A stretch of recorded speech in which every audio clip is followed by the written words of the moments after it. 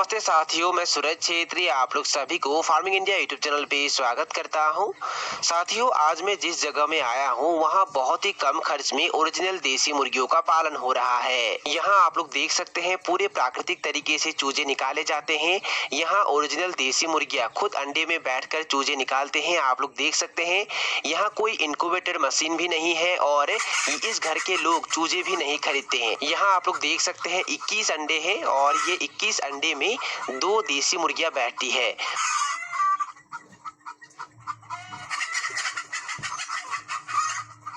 आप लोग देख सकते हैं यहाँ भी मुर्गियां अंडे के ऊपर बैठी हुई है।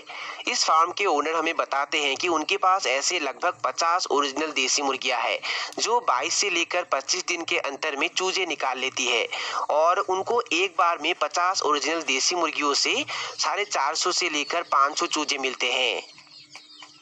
उनके पास चूजे निकालने वाली जो 50 ओरिजिनल देसी मुर्गियां है वो सभी मुर्गियां एक ही समय में चूजे नहीं निकालते हैं। 4 से लेकर 5 दिन के अंतर में सभी मुर्गियां चूजे निकाल लेते हैं और जब सभी मुर्गियां चूजे निकाल लेती है तब वो मुर्गियों से सभी चूजे अलग कर देते हैं और उन चूजों को अलग जगह में ब्रूडिंग करते हैं। जब वो मुर्गियों से चूजों को अलग कर देते हैं तब 10 से लेकर 12 दिन में वो सभी मुर्गियां फिर से अंडे देना चालू करती है।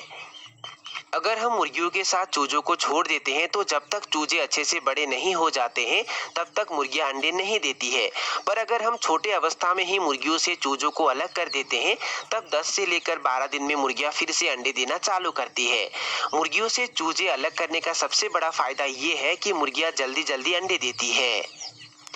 अगर हम मुर्गियों से चूजे अलग करते हैं तब हमें कुछ बातों पर ध्यान देना होता है, जैसे कि मुर्गियों से चूजे अलग करने के साथ साथ उन बड़े मुर्गियों को हमें अच्छे क्वालिटी के फीड खिलाना चाहिए और उसके साथ साथ उन्हें विटामिन और कैल्शियम देना चाहिए। बहुत सारे लोग मुर्गियों से तो चूजे अलग कर देते हैं पर उन बड़े मुर्गियों को वो अच्छे क्वालिटी के फीड नहीं देते हैं और उन्हें विटामिन और कैल्शियम भी नहीं देते हैं, जिसके कारण मुर्गियां कमजोर हो जाते हैं और वो कमजोर मुर्गियां जब 10 से 12 दिन में फिर से अंडे देना चालू कर देती है तब वो और ज्यादा कमजोर हो जाती है और जिसके कारण बहुत बार बहुत सारे मुर्गियां मर भी जाते हैं। और वो कमजोर मुर्गियां जब अंडे देती है और उस अंडे से जो चूजे निकलते हैं वो चूजे भी कमजोर होते हैं और वो चूजे नहीं बच पाते हैं। इसलिए आप लोगों को ये गलती नहीं करना है। अगर आप लोग मुर्गियों से चूजे निकालते हैं और उन मुर्गियों से चूजों को छोटे अवस्था में ही अलग कर देते हैं तब वो चूजे निकालने वाले मुर्गियों को अच्छे क्वालिटी के फीड खिलाना है, उन्हें विटामिन और कैल्शियम देना है। अगर आप लोग ऐसा करेंगे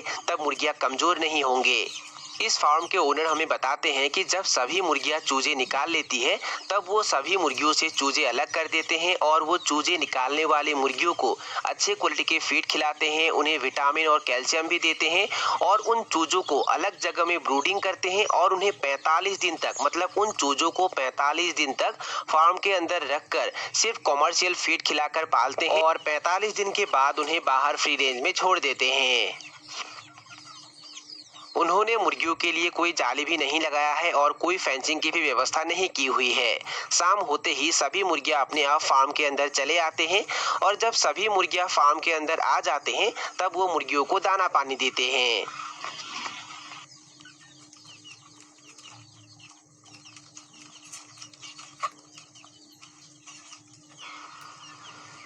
ये जो अभी आप लोग देख रहे हैं इन चूजों को कुछ ही दिन पहले मुर्गियों से अलग किया गया है और इन चूजों को अभी यहाँ ब्रूडिंग किया जा रहा है। चूजों को ब्रूडिंग करने के लिए बांस के जो जाली निर्माण किया गया है वो फार्म के ओनर ने खुद निर्माण किया है। वो हमें बताते हैं कि गर्मियों के दिनों में अगर हम चूजों को इस तरीके से बांस के जाली बनाकर ब्रूडिंग करते हैं तब चूजे नहीं मरते हैं। उन्होंने फार्म के एक हिस्से में चूजे निकालने वाले मुर्गियों को रखा है और दूसरे हिस्से में मुर्गियों से अलग किया हुआ चूजों को रखा है। अगर हम किसी दूसरी जगह से चूजे खरीदने के वजह मुर्गियों को अंडों में बिठाकर प्राकृतिक तरीके से चूजे निकालते हैं तब हमारा ज्यादा मुनाफा होता है। पर मुर्गियों को अंडों में बिठाकर चूजे निकालने में एक दिक्कत होता है, वो ये है कि सभी मुर्गियां चूजे एक साथ नहीं निकालते हैं। 4 या 5 दिन के अंतर में ही सभी मुर्गियां चूजे निकाल लेती है। पर इंक्यूबेटर मशीन से अगर हम चूजे निकालते हैं तो सभी चूजे एक साथ निकल जाते हैं। पर इंक्यूबेटर मशीन में बिजली का खर्चा आ जाता है और उसके साथ साथ वहाँ हमें थोड़ा मेहनत भी करना पड़ता है। इस फार्म के ओनर हमें बताते हैं कि वो चूजे निकालने वाले मुर्गियों की संख्या 50 से 100 करने वाले हैं और 100 मुर्गियों से वो एक बार में 1000 चूजे निकालने वाले हैं। इस फार्म के ओनर हमें बताते हैं कि वो इन मुर्गियों को एक टाइम घर का वेस्टेज और घर में बनाया हुआ फीड देते हैं और एक टाइम कॉमर्शियल फीड देते हैं। यहाँ आप लोग जो भी मुर्गियाँ देख रहे हैं, यहाँ के एक भी मुर्गियों को खरीदा नहीं गया है।